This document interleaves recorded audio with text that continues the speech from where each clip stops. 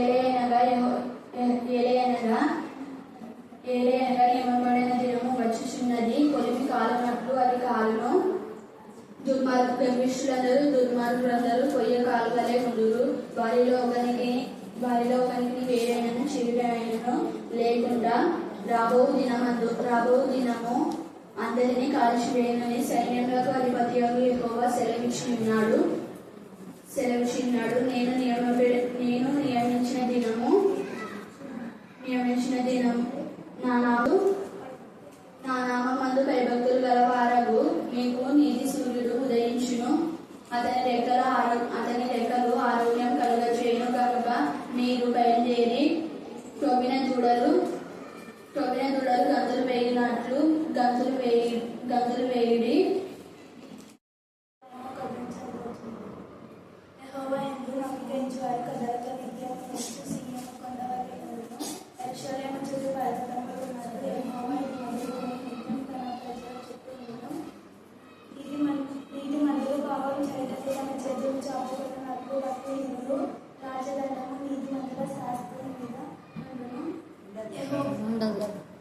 యెహోవా మంచి వారికి మేలు చేయని యథార్థ హృదయులకు మేలు చేయను. తమ వంకర త్రోవల యెహోవా వారిని తొలగిపోవను. పాపం చేయి వారితో కూడా యెహోవా కొనిపోవను. ఇశ్రాయేలు మీద సమాధానం ఉండదు. క్రీస్తు శరీరమందు శ్రమపడెను గనుక మీరును అట్టి మనస్సును ఆయుధంగా ధరించుకొనుడి. నిర్గమకాండము 23వ అధ్యాయము 25వ వచనము. నీ దేవుడైన యెహోవానే సేవింపవలెను, అప్పుడు ఆయన నీ ఆహారమును నీ పానమును దీవించును. నేను నీ మధ్య నుండి రోగం తొలగించేదను. యెషయా గ్రంథము 66వ అధ్యాయము 13వ వచనము. ఒకని తల్లి వానిని ఆదరించినట్టు నేను మిమ్మును ఆదరించేదను. యెరూషలేములోనే మీరు ఆదరింపబడెదరు. 136. How give thanks to the Lord of for he is mercy endures forever. How give thanks to the God of gods for his mercy endures forever. How give thanks to the Lord of lords for his mercy endures forever. కీర్తనల గ్రంథము 136వ సంకీర్తన 1-3 వచనాలు. యెహోవా దయాళుడు, ఆయన కృతజ్ఞతాస్తుతులు చెల్లించుడి. ఆయన కృపా నిరంతరం ఉండును. దేవదేవునికి కృతజ్ఞతాస్తుతులు చెల్లించుడి. ఆయన కృపా నిరంతరం ఉండును.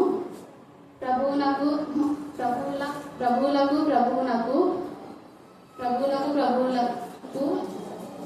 ఆయనకు కృతజ్ఞతాస్తుతులు చెల్లించుడి. ఆయన కృపా నిరంతరం ఉండును. Thank you.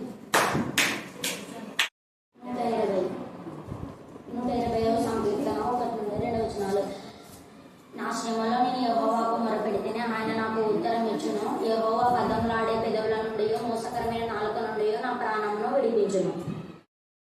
నీతిమంతులమని తమను తాము అనుకున్న ఇతరులను తృణీకరించు కొందరితో ఆయన ఈ ఉపమానం చెప్పెను. ప్రార్థన చేయుటకై 2 మనుషులు దేవాలయమునకు వెళ్ళి, వారిలో ఒకడు పరిసయ్యుడు, ఒకడు సుంకరి.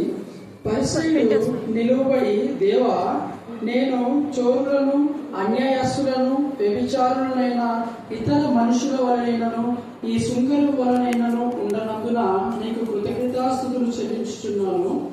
వారములకు 2 మార్లు ఉపవాసము చేయించు నా సంపాదన అంతటిలో 10వ వంతు చెల్లించుచున్నానని తనలో తాను ప్రార్థించుచుండెను. అయితే సుంకరి దూరముగా నిలవబడి ఆకాశం వైపు కనులెత్తనకైనను ధైర్యం చాలక రొమ్ము కొట్టుకొనుచు, దేవా, పాపినైన నన్ను మరణించుమని పలికాను. అతని కంటే ఇతడు నీతిమంతుడుగా తీర్చబడి తన ఇంటికి వెళ్ళనని మీతో చెప్పుచున్నాను. తన్ను తాను హెచ్చించుకునేవాడు తగ్గింపబడుననియు, తన్ను తాను తగ్గించుకునేవాడు హెచ్చింపబడుననియు చెప్పాను. తమ శిశువులను ముట్టవలనని కొందరు తన యుద్ధకు వారిని తీసుకుని రాగా ఆయన శిష్యులు అది చూసి తీసుకుని వచ్చిన వారిని గద్దించి, అయితే యేసు వారిని తన యుద్ధకు పిలిచి, చిన్న బిడ్డలను ఆటంకపరచక వారిని నా యుద్ధకు రానియుడి. దేవుని రాజ్యము ఇలాంటి వారిది. చిన్న బిడ్డల వలె దేవుని రాజ్యము అంగీకరింపని వాడు దానిలో ఎంత మాత్రము ప్రవేశింపడని మీతో నిశ్చయముగా చెప్పుచున్నాను అని దేవుని లేఖను వాడిని దీవించుగాక. ఆమేన్, ఆమేన్, ఆమేన్.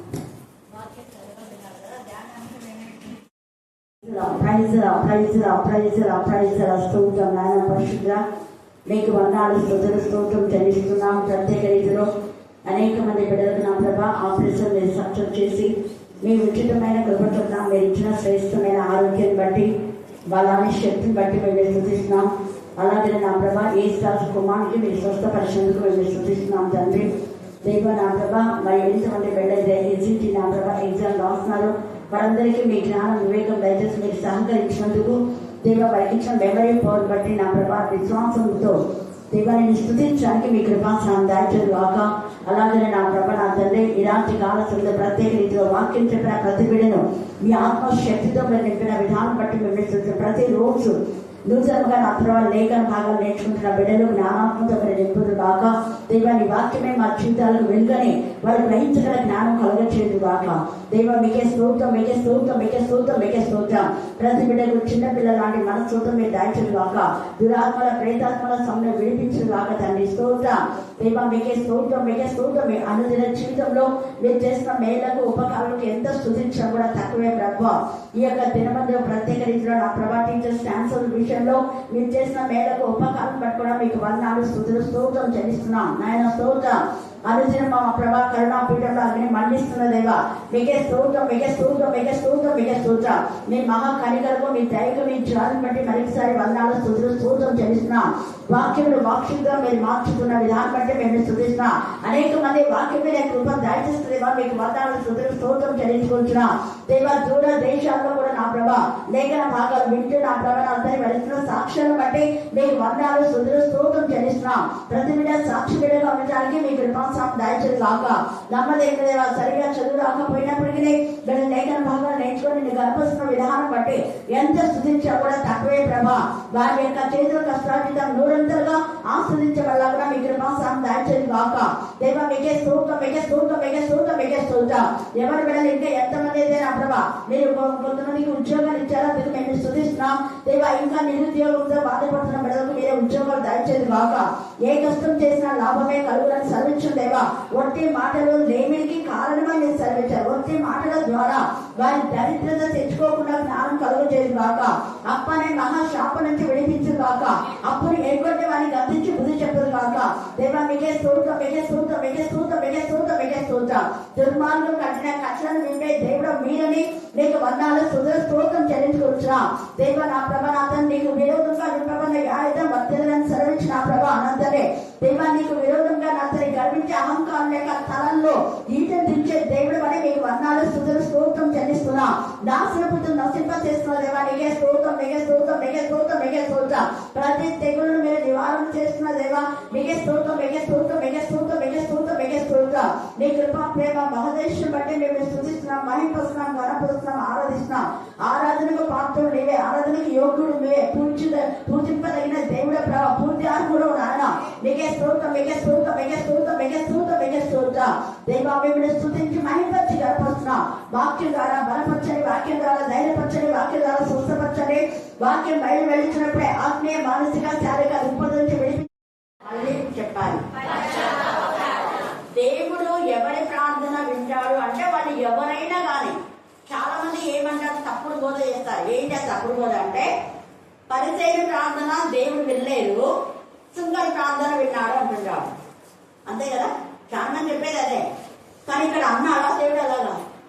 నేను పరిచయ ప్రార్థన వినలేదు, సుంకరి ప్రార్థన మాత్రమే విన్నాడనుందా? అవే కలిపి సరిపడి బోధలు అంటే చాలాసార్లు సంఘాల్లో చెప్పినప్పుడు అలా చెప్పొద్దని కూడా నేను గర్దించాను. అక్కడ లేనివి కలపొద్దండి. అక్కడ ఏమన్నాడు? అతని కంటే ఇతను నీతిమంతుడు అన్నాడు. అతని కంటే ఉందా అక్కడ? ఉందా లేదా? ఉందా? అతని కంటే ఎవరికంటే? పరిసయ్యుని కంటే.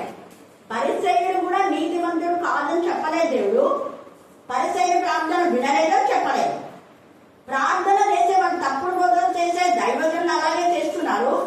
వాళ్ళ విని మనలు కూడా ప్రభువా పాపినైనా నన్ను కరుణించు ప్రభువా అంటున్నారు. నిజంగా పాపి మరి నువ్వు తగ్గించుకుంటున్నావా? మరి హృదయంలో చేయడమేమో నేను పందిని ప్రభా, కుక్కని ప్రభా, పాపిని ప్రభా, పాపులలో మన ప్రధానులు అంటారు. ఒక ఆమె చేస్తుంది నేను విన్నా. మరి అలా పాపులలో ప్రధానులు అన్నదాన్ని బయట కూర్చోవాలా? లోపల వచ్చి కాస్త ప్రార్థన చేయమంటేనే ఇట్లా చేసినావు నువ్వు అన్నా. ఆ రోజు ఆమె చేస్తుంది. వెంటనే కాస్త ఏం చెప్పాడు? అప్పుడు ఎగ్గొట్టేవాళ్ళు దేవుని విరోధులు, అప్పుడు ఎగ్గొట్టేవాడు భక్తిహీనుడు, భక్తిహీనుడు అప్పుడు ఇచ్చారని చెప్పారు. ఆ రోజు నుంచి ఆ ప్రార్థన వినబడ్డం లేదు. అంతకుముందు 2-3 సార్లు విన్నాను నేను ప్రార్థన. 2-3 సార్లు. ఎందుకు అంటే అట్లాంటి వాళ్ళు కూడా ఇస్తారు. ఎందుకు ఇస్తారు అంటే ఏదైనా వాళ్ళకి కానుకలు ఇచ్చినప్పుడు. మళ్ళీ మిగతా రోజు వస్తున్నారు కదా. ఇప్పుడు ఆదివారం మనమే పోతుంది. ఎన్నిసార్లు చేసినా ప్రార్థన చేసినారా? 5 సార్లు చేసినావా? దేవునికి ఇస్తారు. అట్లా అందరికీ ఇవ్వాలి. ఎందుకు నేను చెప్తున్నానంటే వాళ్ళు వీళ్ళు మనకు కానుకలు ఇస్తే వాళ్ళ ప్రార్థన ఇవ్వడం, కానుకలు ఇవ్వకుంటే అది కాదు. నూతన ప్రతి ఒక్కరికి. అందుకని ఇక్కడ ఎవరికైనా సమయం లేదు అంటే వాళ్ళకి ఏదో ఒకటి ఇవ్వాలి. ఈ రోజు లేకపోయినా నెక్స్ట్ డే రెగ్యులర్గా వాళ్ళు ఈ రోజు వచ్చినా రేపు వచ్చినారు, లేదా నిన్న వచ్చినారు ఈ రోజు వచ్చినారు. నిన్న వాళ్ళకి ఇవ్వలేదు, ఈ రోజు అని ఇవ్వాలి. ఏ రోజు ఇవ్వలేదు రేపని ఇవ్వాలి. సమానం. ఇక్కడ అదే దేవుడు చెప్పేది. అంటే దేవుడు తండ్రి అనే దేవుడు ఒక్కరిని ఒక విధానంలో ఇంకొన్ని ఇంకో విధానంలో అస్సలు చూడాలి. ఇక్కడ నీతిమంతుడు దేవుడికి ఇష్టమే, తర్వాత సుంకరి కూడా దేవుడికి ఇష్టమే. అయితే ఏ సుంకరి దేవుడికి ఇష్టం అంటే పశ్చాత్తాపడిన సుంకరి. అలాగే ఏ నీతిమంతుడు దేవుడికి ఇష్టమో అంటే నీతిమంతుడు అయినా కూడా తన్ను తాను తగ్గించుకునేవాడు, హెచ్చించుకునేవాడు కాదు. హెచ్చించుకునే వాళ్ళు ఏం చేస్తారు? మేమే వాక్యం చెప్పాలి. బాయ్స్ కొంతమంది ముందుకు జ్యోతి అక్కడ స్థలం ఉంటుంది కదా, ఇంకా కొంచెం సరే. అక్కడ ఎంత చక్కగా తండ్రి అనే దేవుడు మాట్లాడుతున్నాడు తేజగా. నీతిమంతులు అందరి ప్రార్థన వినను అని ఇక్కడ దగ్గర భాగంలో లేదు. కేవలం పరిచయ ప్రార్థన వినకుండా సుంకరి ప్రార్థన వింటాడని కూడా లేదు. ఎవరైనా కానీ వాళ్ళు ఏం చేయాలంటే పశ్చాత్తాపడాలి. ఏం చేయాలి చెప్పండి? మళ్ళా చెప్పాలి, మళ్ళా చెప్పాలి. వాళ్ళు ఎవరైనా, నువ్వు అందరున్నా, నీకు విద్య ఉన్నా, ఉద్యోగం ఉన్నా, నువ్వు పెద్ద ఆఫీసర్ అయినా, లేదు నువ్వు పార్టీ పని చేస్తున్నావు అనుకో, కాలువలు ఉడుస్తున్నావు అనుకో, అయినా కూడా దేవుని ప్రార్థన పెట్టాలి. ఎప్పుడు? పశ్చాత్తాపడినా. చాలా మంది తక్కువ అసలు ఏం ఉద్యోగాలు చేయరు, ఏం చేయరు, పని పాటు లేకుండా తిరుగుబోతులుగా వదలబోతులుగా ఉంటారు. మళ్ళీ ఇంటి ముందు కూర్చొని గొప్ప గొప్పలు చేస్తారు. వాళ్ళకే నూనె ఎక్కువ ఉంటుంది. అవునా కదా? చూస్తున్నారా మీరు? కష్టపడి పని చేసే వాళ్ళు అమ్మ ఎందుకు లేని వెంటనే పోతున్నారు. ఊరికి ఒక మాట మాట్లాడి వెళ్ళిపోతుంటారు. వాళ్ళు పని చేసుకుంటారు. పని పాట లేకుండా ఇంటి ముందు కూర్చొని వాక్యంలో ఉంది. అది ఎప్పుడు కూడా ఇంటి వాకిట కూర్చొని ఏం చేస్తుందంట చెప్పాలి. పూర్తి అయింది చదివినాను కదా సామెతలు. అది ఇంటి వాకిట కూర్చొని వీధిన పోయే వారిని చూసి అటు ఇటు చూస్తాంట. తెలివిలేని వాడబడి పోవడం చూసి మనం ఏం చేస్తుంది? రమ్మని పిలుస్తాంట. ఈ రోజు ఇంత పురుషుడు లేడు రా అని పిలుస్తాంట. అది కాముకురాలు. దాని ఇంటికి పోతే నువ్వు వలల వంటి ఉరులు కలదంట. దాని చూపులు వలల వంటి ఉరులు కల కన్నులు కలదు. భయంకరం. అట్లాంటి వాళ్ళు పైకి భక్తి కలిగి దేవుని శక్తిని ఆశ్రయించకుండా ఉండేవాళ్ళు చాలా మంది ఉన్నారు. మళ్ళీ ప్రార్థన ఎలా చేస్తారో చేస్తారు కూడా. అలాంటి వాళ్ళ ప్రార్థన దేవుడు విన్నాడు. పైకి భక్తి కలిగి దాని శక్తిని ఆశ్రయించే వాళ్ళ ప్రార్థన విన్నాడు. అలాగనే మీరందరూ కూడా ఆర్నమెంట్స్ అన్ని తీసేయండి. తీసేసిన వాళ్ళ ప్రార్థన నేను వింటాను, ఆర్నమెంట్ వేసుకున్న వాళ్ళ ప్రార్థన వినను అని ఉండే వాక్యంలో లేదు. మీరందరూ కొమ్ములు కప్పుకోండి, కొమ్ములు కప్పుకున్న వాళ్ళ ప్రార్థన వింటాను, కొమ్ములు లేని ప్రార్థన వినను అని ఉందా? లేదు. అది కూడా లేదు. దేవుడు చూసేది హృదయాలను. మన హృదయము దేవుడికి ఇష్టంగా ఉందా లేదా? అలాంటి హృదయాలను చూస్తాడు. అలాంటి వాళ్ళ ప్రార్థన వింటాడు. ఇంకా సేమ్ అలాంటి వాళ్ళకి సమాధానం ఇస్తాడు. అందుకే భూమి మీద దేవునికి ఇష్టమైన మనుషులకే సమాధానం. అందరికి సమాధానం ఉంటుందా? ఉండదు. ఇష్టమైన వాళ్ళు ఇష్టంగా దేవునికి ప్రార్థన చేస్తారు. ఇష్టమైన వాళ్ళు ఇష్టంగా దేవుని పనులు చేస్తారు. ఇష్టమైన వాళ్ళు ఇష్టంగా త్వరగా దేవుని చదివి వస్తారు. ఇష్టమైన వాళ్ళు ఇష్టంగా వాక్యం చదువుతారు. ఇష్టమైన వాళ్ళు ఇష్టంగా వాక్యం చెప్తారు. ఇష్టమైన వాళ్ళు ఇష్టంగా సాక్ష్యం చెప్తారు. ఒకరు చెప్పమంటే ఒకరు నేర్చుకోమంటే కాదు, ఇష్టంగా చెప్పినా చెప్పకపోయినా ఇష్టంగా వచ్చి ఇవంతా కూడా శుభ్రం చేస్తారు. ఇష్టంగా వచ్చి ఇవే మ్యాట్స్ వేస్తుంటారు. మొన్న నేనేం చెప్పలా, ఆల్రెడీ కృష్ణమేం చేస్తుంది అది. అప్పుడు అఖిల్ వచ్చినాడు, ఇదంతా చేయాలి శుభ్రం. అప్పుడప్పుడు వస్తుంటాడు. అప్పుడు మన 50 days ఉపవాస ప్రార్థన కూడా వచ్చి చాలాసార్లు చేసి వెళ్ళిపోతుంటాడు ఇష్టంగా. అలాగే నేను చెప్పకపోయినా ఇష్టంగా పవన్ కానీ మేడకం కానీ మేడం నేను ముగ్గురికి గురించి చెప్పాను.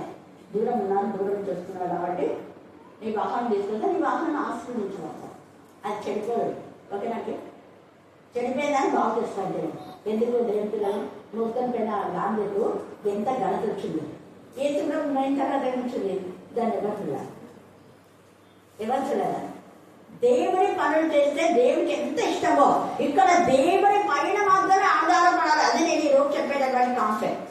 దేవుడు ఎవరి ప్రార్థన అంటే పశ్చాత్తాపడి, దేవా నీ కనికరం బట్టి, నీ కృపను బట్టి, నీ ధ్యానం బట్టి, నీ ధ్యానం బట్టి, నీ కరుణాపీఠం దగ్గరికి మేము వచ్చాం, నీ సన్నిధికి మేము వచ్చాం ప్రభావ, నీ సన్నిధిలో మేము ప్రార్థన చేస్తున్నాం. వేరెవరు చేయాలి? ఎక్కడున్నా కూడా వాళ్ళు అలా చేసిన వాళ్ళ ప్రార్థన దేవుడు వింటారు. నాట్ ఓన్లీ కరుణాపీఠం, ఎక్కడ ఉన్నా నువ్వు వంట చేస్తున్నా, ఎక్కడున్నా నీ యొక్క హృదయం, నీ ఆత్మ దేవునికి లిక్కపై ఉండాలి. అప్పుడు ఎవరైనా మాట్లాడితే కూడా వినమని, అయినా కూడా చెప్పాను.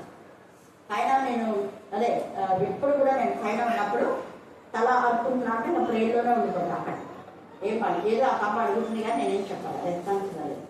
ప్రశ్న లేదు. అప్పటికే 3 సార్లు మాట్లాడితే నేను మరణం ముందు అన్నా, మరణాన్ని కూడా ప్రాణం చేసుకుని ఏదో చేసేస్తే అన్నా. ఎందుకు నేను చెప్తున్నానంటే మన ఆత్మ దేవుడితో ఉన్నప్పుడు మాట్లాడినా వాళ్ళు మాట్లాడుతున్నారు. అది ఆ ప్రార్థన దేవుడు ఉంటారు. అంతేగానే ప్రాణం చేసుకున్నా ఎవరైనా పిలిస్తే ఓ వస్తున్నా ఉండు అంటే ఇక్కడ దేవుని వదిలిపెట్టి వాక్యం చదువుకుంటుంటారు. వెంటనే అమ్మ వాళ్ళు వచ్చారు, ముఖ్యమైన వాళ్ళని తక్కువ బైబిల్ ఉండండి. అది భక్తిగా నేను బైబిల్ చదువుతున్నా కొంతసేపు ఉండండి, లేదా లోపలికి వచ్చి కూర్చోండి. ఇలా దేవునికి ప్రథమ స్థాయి. ఈ పరిసయ్యుడు ఏం చేస్తున్నాడు అంటే తనను తాను పొగడుకున్నాడు. తనను తాను చేసే వాటే తనను తాను నిన్ను నీవు పొగడుకోవడం కాదు. నీకేం తెలియదులే, నాకే అంత తెలుసు అని కొంతమంది బిల్డప్ చేస్తుంటారు. అది కాదు. నేను ఇలా అనుకోవాలా, అలా అనుకున్నా నీకు నువ్వు అనుకోవడం కాదు, నీకు నువ్వు తెచ్చుకోవడం కాదు. ఇక్కడ ఇతను ఏమనుకున్నాడు? నేను నీతిమంతుడని ఆయన చెప్పడం లేదు, కానీ క్రియలను చెప్తున్నాడు. అంటే నీతిమంతులు ఏం చేస్తారో అవన్నీ ఏం చేస్తున్నా, 10 భాగం ఇస్తున్నాను, 2 మార్లు నేను చూడండి. ఆ నేను అనే అహం ఇందాక సౌదామని పడింది. అమ్మ అన్నం కూడా చక్కబడదు కాడ దాన్ని అప్పుడు పూర్వీకులు అంటే పెద్దలు అనేవాళ్ళు మాట. ఇలాగా వాడికి అదే అది స్వయం అనేది ఏదో చెప్తారు. అది పెద్దలు కూడా చెప్తారు. అరే నీకు ఎంత ఉందిరా పొగరు అనేది. ఆ పదానికి ఇలా పాడలు కూడా చేసినాం దాన్ని చూడండి. ఆ పదంలో అదే మనం అన్నామంటే వాడికి ఎంత గర్వం ఇష్టం కదా, మళ్ళీ తిరిగి మాట్లాడతారు. ఇక్కడ ఇతను నేను అంటున్నాడు కానీ ప్రభువా నీ కనికరం అనే మాట అస్సలు మెన్షన్ చేయలేదు. దేవుని పైన ఆధారపడడం లేదు. ఎంతసేపు ఏమనుకుంటున్నాడంటే నేను ఎంత చక్కగా ఏమంటున్నాడు. మళ్ళా పక్కన వాళ్ళని చూసి నీకు పక్క వాళ్ళతో నీకే పని, దేవుని మందిరానికి వచ్చినప్పుడు వాక్యమే చూడాలి. వెనకాల ఎవరు వస్తున్నారు, ముందు ఎంత వస్తున్నారు, అవన్నీ అసలు నేను అంటే ఎప్పుడు వెనకాల చూడొద్దండి చెప్తాను. నీ చూపు ముందే ఉండాలి, వెనకాల చూడ అవసరం లేదు. నువ్వు ముందు వచ్చినా వాక్యం చూసుకో, వాక్యం చదువుకో, దేవుడితో మాట్లాడు. దేవుని ముందే నిల్చున్నాడు. నీ ముందే నిలిచిన దేవుని చూడక ఆ పక్క ఈ పక్క చూస్తావు. మనుషులు వైపు చూడవు. ఎంత తేలిక ఇక్కడ ఏం చేస్తున్నాడు, ఇక్కడ చూపుల గురించి. అందుకే గురుల వంటి కన్నులు కలది. అలాంటి వాళ్ళ గురుల్లో పడిపోయినంటే నీకు బతుకు అంతే నాశం. కన్ను తేటగా ఉండాలి. నీ కన్ను తేటగా ఉంటే నీ దేహం కూడా ఏమైతుంది? మళ్ళీ చెప్పాలా? కన్ను దేహానికి ఏముంది? దీపం. ఆ దీపంలో నువ్వు ఏం చేయాలి? నీ కన్ను కన్ను తేడాగా ఉంటే వాక్యం చదివేటప్పుడు నీ తప్పిదాలు నువ్వు తెలుసుకోవాలా. నీ తప్పిదాలు కవరించుకోవడం కాదు, నీ తప్పిదాలు కప్పి పెట్టుకొని వేరే వాళ్ళ తప్పిదాలు కాదట. అందుకని ఇక్కడ ఏమంటున్నాడు, ఇక్కడ పక్కన చూసి ఆయన తప్పిదాలు ఆయన లోపాలు ఆయన సమర్థించుకోవాలని ఏం చేస్తున్నాడు, పక్కన చూసి అక్కడ ఆ వ్యక్తిని చూసి అంటున్నాడు. అతనేమో దేవుడి వైపు చూసినాడు. ఇక్కడ ఈయన దేవా అనే మెన్షన్ చేయడం లేదు. దేవా, నేను చోరులను, అన్యాయస్తులను, వ్యభిచారులైన ఇతర మనుషుల వలెనైనా సుంకరి వలనైనా ఉండనందుకు నీకు దేవా. దేవుని మన మధ్య పెడుతున్నాడు. మళ్ళా దేవుని సాక్షి అనే విధానంలో నువ్వే నాకు సాక్షి అన్నట్టున్నాడు. అంటే నేను ఇవన్నీ చేస్తున్నా కదా దేవా నువ్వే కదా అన్ని చూస్తున్నావు. మళ్ళీ ఇక్కడ చూడండి 10వ వచనం, ప్రార్థన చేతగా ఇద్దరు మనుషులు దేవాలయంలోకి వెళ్ళిన వాళ్ళు, ఒకడు పరిచయం ఒకరి సుంకరి. పరిచయుడు నిలబడినాడు బాగానే. దేవా, నేను చోరులను, చూడండి స్టార్టింగ్ ఏమంటా, నేను చోరులను, అన్యాయస్తులను, వ్యభిచారులనైనా అంటే రోజు ఇతర మనుషులను చూసి తాను ట్యాగ్ చేసుకుంటున్నాడు. ఇతర మనుషుల వల్ల మళ్ళీ ఏమన్నాడు, ఈ ఆ సింగల్ గురించి నీకు ఎందుకు సరే ఇక్కడ వెళ్ళినావు బాగానే ఉంది. దేవుడికి స్తోత్రం నాయన, నన్ను కాపాడినావు. ఎందుకంటే నీతి మందులు పాపం చేయడం తమ చేతులు చాపకున్నాడు.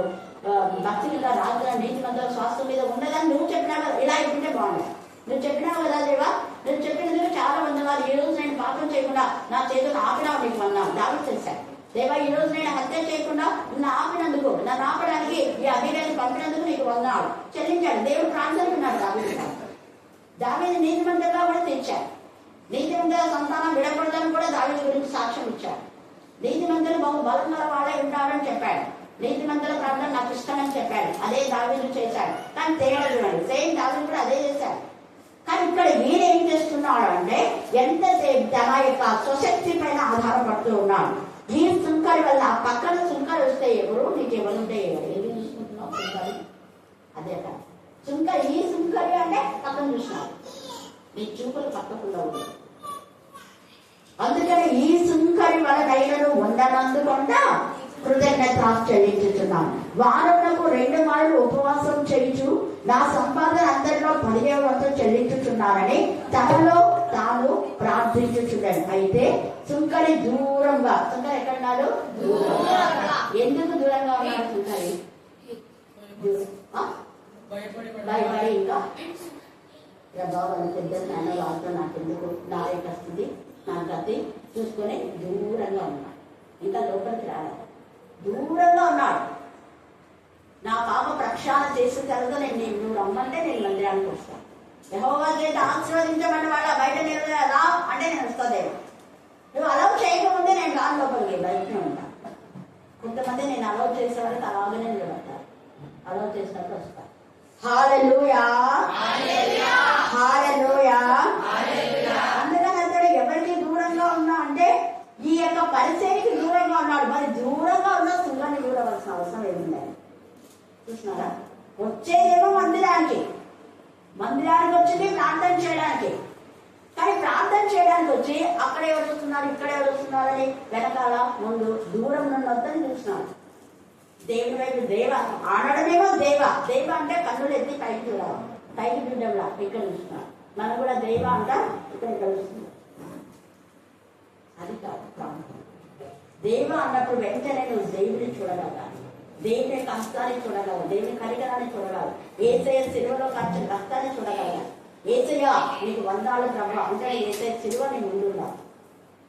ఏసయ్య కోసం మనం ప్రార్థన చేస్తాం. ఆయన సిలువ విలువ ధ్యానించుకున్నప్పుడు ఆయన యొక్క శ్రమలు, ఆయన గాయాలు, ఆయన వేదన, ఆయన రోదన, ఆయన ముఖంపై భూమి వేయడం, ఇవన్నీ కూడా మన వెంటనే మన ముందు కావాలి, మన కళ్ళ ముందు అవే ఉండాలి, వేరే ఉన్నప్పుడు. ఇక్కడ దూరంలో ఉన్న సుంకరి కనపడినాడు. ఈయన అవసరమా? అసలు అతను నీకు చెప్పడమే అవసరం లేదు. మనం ప్రార్థన చేసేటప్పుడు వాక్యాలు మాత్రమే మెన్షన్ చేయాలి. ఇచ్చిన వాగ్దాన్ని ఎత్తిపెట్టమన్నాడు దేవుడు. వాగ్దాన్ని స్వతంత్రించుకునే వారంగా మనం ఉండాలి. వాగ్దాన్ని స్వతంత్రించుకోలేని ప్రార్థన కాదు. దేవుడు ఎన్నో వాగ్దానం ఇచ్చాడు. ఆ వాగ్దానం మనం స్వతంత్రించుకున్నాం, అది ప్రార్థనలో ఎత్తిపెట్టాలి. ప్రార్థనలో మనం చేయవలసింది ఏంటంటే దేవుడు చేసిన మేళ్లకు స్తుతులు చెల్లించాలి. ఇన్ ద సేమ్ వే మనం చేసే విజ్ఞాపన చేస్తాడు అని ముందే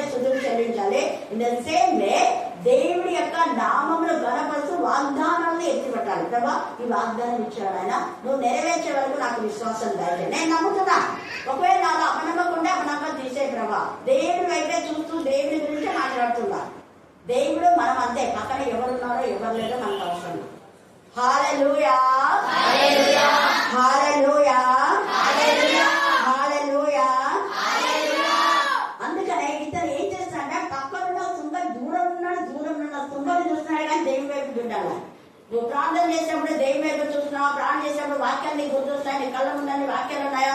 దేవుడు చేసిన వాగ్దానం గుర్తొస్తుందా? దేవుడు చేసిన మేడలు గుర్తొస్తుందా? మేడలు గుర్తొస్తే నువ్వు గంట 2-3 గంటలు ఏం చేస్తావు? ఆయన చేసిన మేడలో దేని మరొకమని రాయబడింది, నా ప్రాణం యెహోవాను స్తుతించుడే. నీ ప్రాణం అంతరంలో, నీ ప్రాణం ఎక్కడుందా? ప్రాణం చూసుకున్నావు, నీ హృదయం చూసుకున్నావు, నీ హృదయంలో ఉన్న లొసుకులు చూసుకున్నావు, నీ హృదయంలో ఉన్న చీకటి, నీ హృదయంలో ఉన్న పాపం, మన హృదయంలో ఉన్న అసహ్యకరమైన వాటిని తీసివేసుకోవడానికి ప్రయత్నిస్తాం. అలా చూసుకున్నాడు కాబట్టి దేవ నా హృదయము నిబ్బరంగా ఉంది అన్నాడు. 108లో అదే 51లో దేవా నీ కృప చొప్పున నన్ను కరుణించు. అంతరంగా నా జ్ఞానం కలిసి అంతరంగా పాడైపోయింది ప్రభు. అంతరంగంలో నీ జ్ఞానం అంతరంగా శుద్ధితే దైవా నీ కృప చొప్పున నన్ను కరుణించు. నీ ఆశ్చర్య బాగుందని చెప్పిన అధికారం తెచ్చాడు. నా దోషం పోనట్టు నన్ను బాగా రోజు కడుదేవా ఎంత బాగా శుద్ధ ఉంటే నాకు లైఫ్. నీ సన్నిధిలో నేను నీ సన్నిధిలో వచ్చి తోసివేయద్దు, నీ పరిశుద్ధాత్మను తీసివేయద్దు, తోసివేయద్దు, తీసివేయద్దు. విరిగి నలిగిన హృదయం దేవుడికి ఇష్టమైన మర్యాద. హృదయం విరిగి నలిగిన హృదయాన్ని చూసుకునే దేవుడు చెప్తాడు. దేవుడు నా హృదయం ఎంత నలిగిందో చూసుకో. మనము దేవుడు అంతే. నా హృదయాన్ని చూస్తున్నా దేవా, నలిగిన నా హృదయాన్ని జ్ఞాపకం చేసుకో. విరిగి నలిగిన హృదయం నీకు ఇష్టం అన్నారు కదా దేవా, నీ మాటను బట్టి నీ దగ్గరికి వస్తున్నా. నీవు చెప్పావు కాబట్టి నా హృదయం నీకు అప్పగిస్తున్నా. నువ్వు విరిగి నలిగిన హృదయం ఉన్నా, విరిగి నలిగిన హృదయంతో వస్తున్నా, స్వీకరించండి. దైవాన్ని ఆపిని పాపంలోనే పుట్టినవాడు తన యొక్క అంతరంగాన్ని చూసుకుని తన జన్మ పాపాన్ని జ్ఞాపకం చేసుకున్నాం. జన్మతో నేను పాపిని ప్రభా. బాల్యం ఎందుకు చేసిన పాపం కాదు, ఎవరితో జన్మలో చేసిన పాపం కాదు. బాల్యంలో అయినటువంటి పిల్లలు పాపం చేయరు అని అనుకుంటున్నారు, కానీ కాదు. నేను బాల్యంలోనే పాపంలో వచ్చిన నేనే పాపిని. నన్ను కరుణించు, నన్ను శుద్ధి చేయి. శుద్ధి చేసేది మీరు మాత్రం, నీ వాక్యమే, నీ పరిశుద్ధాత్మనే. పరిశుద్ధాత్మ అగ్నిలో ప్రతి పాపం క్రియ లయపరచని ప్రభా. నీ రక్తంలో నన్ను కడగలేసా. నువ్వు వచ్చిందే అందుకు కదా. అది మన ప్రార్థన చేసేటప్పుడు దేవుని మాత్రమే మనం ముందు ఉండాలి, వేరేవన్నీ ఉండకూడదు. ఐహిక విచారంలో వాటిని అణచివేసే ప్రార్థన దేవుడికి వినబడదు. ఇక్కడ నీతిమంతుల ప్రార్థన బహు బలం అన్నాడు. ఇతను ఎప్పుడైతే పశ్చాత్తాపడ్డాడో ఇతను కరే దేవుడు నీతిమంతులుగా చేసి ఆ ప్రార్థన బహు బలమై అది దేవుడు విని ఈ పరిసయ్యుడి యొక్క నీతి కంటే సుంకరి నీతి ఎక్కువైపోయింది. అదే ప్రార్థన. అంతేగాని పరిసయ్య ప్రార్థన విన్నా, సుంకరి ప్రార్థన విన్నా అంటే నువ్వు ఎప్పుడు సుంకరిగానే ఉంటావా? మరి ఎప్పుడు పాపగానే ఉంటావా? రోజు పాపం చేస్తూనే ఉంటావా? రోజు పాపం చేయమని దేవుడు చెప్పాడా? అతను రోజు అదే ప్రార్థన చేస్తాడా? పోనే ఆ సుంకరి కాదు కదా. పశ్చాత్తాపడేటప్పుడు ప్రార్థన. మన పాపం చేసి దేవుని సన్నిధికి వచ్చేటప్పుడు పాప ప్రక్షాళన చేసుకోవడానికి మన పాపంలో వాక్యంలో ఉంది. మీ పాపములు ఒకరితో ఒకటి ఒప్పుకోండి, దేవుని దగ్గర ఒప్పుకోండి. అతిక్రమం దాచిపెట్టే వాటిని ఒప్పుకొని మళ్ళీ ఏం చేయాలా? గట్టి ఎక్కాలా, విడిచిపెట్టాలా. మళ్ళీ ఇక మీద చేయకూడదు. పాపములు ఒప్పుకొని విడిచిపెట్టిన తర్వాత ఇక మీద చేయకుండా ఉండేవాడు మళ్ళా సుంకరిగా ఉంటాడా? చెప్పాలి సుంకరా మళ్ళా పాప. మరి అతను ఏం చేసినాడు? నీతి మంతులుగా చెప్పాడు. దేవుడే చెప్పాడు. అతని కంటే శాస్త్రం నీతి కంటే పరిచయ నీతి కంటే మీ నీతి అధికం కావడం మీ దేవుడి రాజ్యంలో చేరారు. దేవుడి రాజ్యంలో గురించి చెప్తే ఈ మాట చెప్పాడు. కాబట్టి సుందరి దేవుడి రాజ్యంలో చేరారు. రెండవ దొంగ ఆంధ్రపాడు అక్కడ శిష్యులతో చెప్పాలా, నేడే నువ్వు నాతో కూడా ప్రదేశంలో ఉన్న శిష్యులతో చెప్పాలా, కానీ రెండవ దొంగతో చెప్పాడు. ఎందుకంటే పాప ప్రక్షాళన తీసుకున్నాం, పశ్చాత్తాపన్నాడు, తప్పు చేసుకున్నాడు. పశ్చాత్తాప వెంటనే రిఫెక్ట్ అయినటువంటి హృదయం వెంటనే ఆత్మలో వెతుక్కుంటారు. ఆత్మను వెతుక్కుంటారు. నేను పశ్చాత్తాపడినా నన్ను దేవుడు క్షమించాడు. ఇంకొక ఆత్మ ఉంది, ఆత్మ కూడా పశ్చాత్తాప ప్రాంతన వెళ్తున్నాను. ఆ ఆత్మ కూడా పశ్చాత్తాపడి నాతో కూడా కావాలి. నేను ఒక్కడికి ఒంటరిగా వెళ్ళటం ఏసైనా నేను నాతో కూడా సందేశంలో ఏసై నన్ను తీసుకుపోతాను, నేను కూడా ఇంకోటి తీసుకుపోవాలి. అది కాదు. ఇక్కడ ఈ యొక్క వ్యక్తిగత ప్రార్థన, దేవుడు మన ప్రార్థన ఎప్పుడు వింటాడు అంటే మనం తగ్గించుకొని, ఇక్కడ ఈ పరిస్థితులు తగ్గించుకోలేదు, హెచ్చించుకున్నాడు. ఈ వ్యక్తి అయితే తగ్గించుకున్నాడు. అందుకనే తగ్గించుకున్న వాళ్ళ ప్రార్థన దేవుడు, తగ్గించుకోకుండా మనం మాత్రం హెచ్చించుకొని నేను ఇలాగా అలాగా ఆడడం కాదు. అక్కడ వాళ్ళు కూడా పరిచయులు, శాస్త్రులు వీళ్ళందరూ కూడా యేసయ్య వాళ్ళతో మాట్లాడుతూ ఉంటే వాళ్ళని అంటుంటే, అయ్యో ఇట్లా నీతిమంతుడు కదా, ఈ నీతిమంతుడు మీరు సెలవు వేస్తారా అని అన్నప్పుడు వాళ్ళ నోట్లోనే వస్తుంది ఏమన్నమాట, యేసయ్య మాట మాట్లాడాలా, మీ పాపం మేము పట్టుకుంటుందన్నా ఏమన్నా యేసయ్య ఊరుకున్నాడు. వాళ్ళు అన్నాడు మా పాపం మా మీద, ఎవరి మీద అన్నాడా, మా మీద. వాళ్ళు అన్నారు, అదే వచ్చింది. నువ్వు నాశనం అంటే నాశనమే. ఎప్పుడు శాపం గురించి మాట్లాడుతుంటే శాపాలే నీకు వస్తాయి. హెచ్చరికలు చేస్తే శాపం అంటే ఏమో తెలీదు, బుద్ధి మాటలు చెప్తే ఏదో తెలీదు. మేము నాశనం అయిపోతే నాశనం అయిపోతావు. మా పిల్లల మీద వచ్చింది, పిల్లల మీద వాళ్ళ పిల్ల తలని వచ్చింది. అదే దేవుడిలో కన్నా వాడు 1000 తలలు ఆశీర్వదించాడు. వాళ్ళ ఎముకలు దేవుడు ఆశీర్వదించి దేవుడి రాజ్యంలో చేర్చాడు. వీళ్ళ ఎముకలనే నలగొట్టుకున్నాయి. పరలోకానికి పోవాలి, నరకానికి. నరకంలో ఆ దురాత్మ వాడికి ఎముకలు ఉండే వాక్యంలో ఉందా లేదా, వాక్యం ఉందా లేదా, ఏసి చెప్పాడు కదా, నాలాగా ఎముకలు ఎవరికి ఉండవు. మరి అవన్నీ దూదలు ప్రేతాత్మలే కదా, ప్రేతాత్మలు సంగతి. అందుకనే ఈ రాత్రి కాలంలో మనం జ్ఞాపకం చేసుకోవాలి. తమ శిష్యులను ముట్టవల్లని కొందరు ఆయన ఎందుకు వారిని తీసుకురాగా ఆయన శిష్యులు అని చూచి ఏమంటున్నారు, తీసుకొని వచ్చిన వారిని గద్దించారు. గద్దిస్తే ఏసైనాడు, గద్దిస్తున్న మీరు చిన్న పిల్లల లాంటి వారి స్వభావం ఉన్నారు. చిన్న పిల్లల లాంటి అంటే ఆదాము అవ్వలు సృష్టించినప్పుడు ఎలాంటి స్వభావమో అలాంటి స్వభావం కదా. చిన్న పిల్లల లాంటి స్వభావం. ఈ సమయంలో మనం ఎలా ఉన్నాం, మన స్వభావం ఎలా ఉన్నాం, నిజంగా చిన్నపిల్లలాగా మనం ఉంటున్నామా? వాళ్ళు చిన్న పిల్లలాగానే, వాళ్ళు ఎవరునైనా చిన్నపిల్లలాగానే ఉన్నారు. అపవాదం వచ్చి చెప్పినప్పుడే వాళ్ళకు శారీరకమైన ఆలోచనలు వచ్చినాయి, అంతవరకు లేదు, ఆత్మీయంగా ఉన్నాం. మరలా దేవుడు శారీరకంగా చెడిపోయిన వాళ్ళను ఆత్మీయమైన జన్మంలోకి, రాత్రి ఆత్మీయమైన జన్మం ఉంటే దేవుని ప్రార్థన వింటారు. అది ముఖ్యంగా మనం నేర్చుకోవాల్సిన సత్యం. మన ప్రార్థన దేవుడు వినాలంటే మన ఆత్మలో జన్మించాలి, దేవుని వైపు మనం చూడాలి. ఈ చుక్కల్లాగా ఒక్కసారి మనం తప్పు చేసి పశ్చాత్తాపడాలి. రోజు ఏం చేయొచ్చు అంటే, దేవా నేనైతే నా తప్పిదాలు ఎదుర్కొన్నా, ఒక్కవేళ నీకు ఆలస్యకరమైంది నాకు తెలియకుండా ఉండేనా దాన్ని తీసేటట్లా. ఈ రోజు నేను కంటితో, చూపుతో, చేతులతో, నడకతో ఏదైతే నీకు విరోధంగా చేశానో వాటి నా నుంచి తొలగించుకోవాలని ప్రార్థన చేయవచ్చు. అంతేగాని నేను ఘోరం ఆకునే కాపులో ప్రజల కాపులేనప్పుడు కాపులు ఎక్కడ ఉంటే అక్కడ ఉండు. నువ్వు నీటి మందుల దగ్గర మళ్ళీ వెళ్ళిపోతుంది. ఎందుకంటే దూరమైన నీటి మందుల్లో తెలుసుకోవాలి, దూరంగా ఉన్నా దేవుని తెలిసిన తర్వాత మందులోకి. హల్లెలూయా, హల్లెలూయా, హల్లెలూయా. అందుకనే యెషయా 60వ అధ్యాయం మనం చూస్తే 1 నుంచి 3 వచ్చారు. లెమ్ము తేజరిలో యెహోవా మహిమ నీ మీద ఏమవుతుంది, దేవుని సన్నిధికి రా, లేచి దేవుని సన్నిధికి రా, యెహోవా మహిమ నీ పైకి వస్తుంది. అప్పుడు దేవుడు ఏం చేస్తా అంటే 66:13 ఇందాక ఇందుకు చెప్పింది, ఏవో ఒకరి తల్లి వారిని ఆదరించి నేను మిమ్మల్ని యెరూషలేములో అంటే దేవుని తల్లి, యెరూషలేము అంటే దేవుని యొక్క సన్నిధి. వేరేగా నువ్వెక్కడున్నా అక్కడ దేవుని సన్నిధి అంటాడు. నువ్వెక్కడికి వెళ్ళా అక్కడికి నేను వచ్చి అక్కడికే నేను ఆశీర్వదిస్తా. అదే బలాంచోడ దేనిస్తానని చెప్పలా. ఎక్కడున్నా హోలీ హార్ట్, శుద్ధ హృదయం మనం కలిగి ఉండాలి. దేవునితోనే మన ఆత్మ లింక్ అయి ఉండాలి. ఏం చేస్తుందా, ఆత్మతో మనం ఎప్పుడు కూడా ఆయనతో మాట్లాడే వాళ్ళుగా మనం ఉండాలి. అలా ఉన్నప్పుడు దేవుడు ఖచ్చితంగా మన ప్రార్థన వింటాడు. ఎందుకంటే ఆయన కనికంగా తండ్రి కాబట్టి. అందుకే ఇక్కడ దేవ పాపిలైన నన్ను కరుణించమని కలుగుతున్నాడు. కానీ దేవుని కనికరం పైన మనం దేవుని కనికరాన్ని, దేవుని దయని, దేవుని చాలని మన భక్తి, మన శక్తి కాదు. దేవుని కనికరాన్ని మనం కోరినప్పుడు దేవుడు ఖచ్చితంగా మన ప్రార్థనకు జవాబిస్తాడు. అలాగా కన్నీటితో చేసినటువంటి ఎజ్రా ప్రార్థన, నెహెమ్యా ప్రార్థన, దానియేలు ప్రార్థన, దావీదు ప్రార్థన. దావీదైతే ఎప్పుడు వేగుజామున ప్రార్థన చేస్తాడు. తర్వాత చూడండి ఎంత చక్కగా 139:12 చదవండి. కీర్తన 139:12 త్వరగా.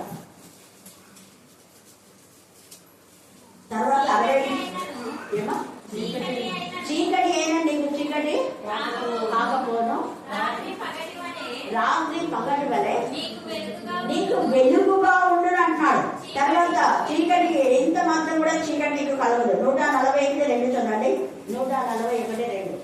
నా ప్రార్థన ధూపం వలెను సాయంకాలం నేను చేతులు చూడండి, చేతులు ఎత్తుడు. అందుకే చేతులు ఎత్తి చేయమని చెప్పేది నేను. ఇక్కడ దావి నేర్పించాను. నాకు నేనుగా రాలా. ఈ వాక్యం చదివినప్పుడు అప్పుడు నేను చేతులు ఎత్తి ప్రార్థన చేయడం మొదలెట్టాను. పురుషుడు పరిశుద్ధమైన చేతులు ఎత్తి, మరి పరిశుద్ధమైన చేతులు ఉంటాడే సంఘంలో స్తుతించండి, చేతులు ఎత్తండి అని చెప్పాలి. చప్పట్లు కొట్టండి అని. పరిశుద్ధమైన చేతుల కన్నా చప్పట్లు కొట్టండి, స్తుతించండి, చేతులు ఎత్తండి. బయట నానా చలాలమైన పని చేసి మందిరంలో చేతులు ఎత్తండి అంటే అదేంటి? దేవుడు వింటాడా? ఆ పాట నీకు దేవుడికి అంగీకారమా? కాదు. ప్రార్థన అంగీకారం కాదు, పాట అంగీకారం కాదు. పరిశుద్ధమైన చేతులైతే పురుషుడు ప్రార్థన చేయలేని వాక్యం. ఇక్కడ శుద్ధి చేయబడిన తర్వాత దావీదు చేతులు ఎత్తుతున్నాడు. ఆ ప్రార్థన ఏంటంటే సాయంకాలం నైవేద్యం, అంటే సాయంకాలం చేస్తున్నాడు అని అర్థం. కీర్తన 63లో నేను వేకువనే లేచి నేను దర్శించినప్పుడు ప్రభు మెద్దలు దొరికినట్టుగా ఉంటాను. అది వేకుజామున ప్రార్థన. 119లో మనం చూస్తే యెహోవా నీవే నా భాగం అని చెప్పినటువంటి 51వ వచనం నుంచి మనం చూస్తే అక్కడ అంటాడు, అర్ధరాత్రి వేళ నీ ధర్మశాస్త్ర విధులను బట్టి నేను మేల్కొని వాడను అంటాడు. ఇంకొక చోట అంటాడు, నా యొక్క పడగ కన్నీళ్లతో కొట్టుకొని పోతుందేమో రాత్రి వేళ. ఇంకొక చోట అంటాడు 136 మన 119, 136లో జనులు ధర్మశాస్త్రం అనుసరించి నా కన్నులు ఏరులై, అంటే కన్నీరు ఏరులై పారే వరకు ఆయన కన్నీరు ప్రాణం చేస్తా. అంటే రాత్రి అంతా మేల్కొన్నట్టే. వేగుజామ మేల్కున్నాడు, సాయంకాలం నైవేద్యం చేస్తున్నాడు, అర్ధరాత్రి వేళ మేల్కుంటున్నాడు. చూసారా? రాత్రి వేళ, మళ్ళీ రాత్రి వేళ నా ప్రార్థన అంటాడు. ఉదయం అంటాడు. ఉదయం వేగుజామున కాకుండా మళ్ళీ ఉదయం నా ప్రార్థన నేను ఎదుర్కొన్నాను. ప్రార్థన ఎదుర్కొంటూ నేను స్తుతిస్తున్నాను. ఇలా నా ప్రార్థనతో నేను సమీపిస్తున్నాను. ఇలాగా ముమ్మారు ప్రార్థన చేశారు, 7 మార్లు స్తుతించారు. మనం కూడా అలాంటి ప్రార్థన చేసి దేవునికి అంగీకారంగా ఉండాలి. అంటే రోమా 12:1-3 మనం చూసినట్లయితే మనం శరీరంలో సజీవ యాగంగా ఆయనకు సమర్పించి మనము ఆత్మ సంబంధమైన బలులు అర్పిద్దాం. దేవుడి లేఖన బలం దీవించి ఆశీర్వదించుగాక. ఆమేన్, ఆమేన్ అని చివరి ప్రార్థన. మోషణ మనం ప్రార్థన. పాపం తండ్రి, నీసులం తండ్రి, అయినా మమ్మల్ని తండ్రి ప్రభా నీ రక్తంతో కలుగుతున్న దేవుడు తండ్రి ప్రభా. స్తోత్రం తండ్రి ప్రభా, స్తోత్రం మమ్మల్ని శుద్ధి చేయ తండ్రి ప్రభా. తండ్రి ఎవరు తండ్రి ప్రభా, తండ్రి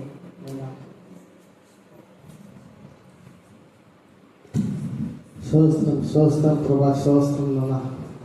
తండ్రి వచ్చిన వారందరినీ కాపుదల వచ్చుకో ప్రభా.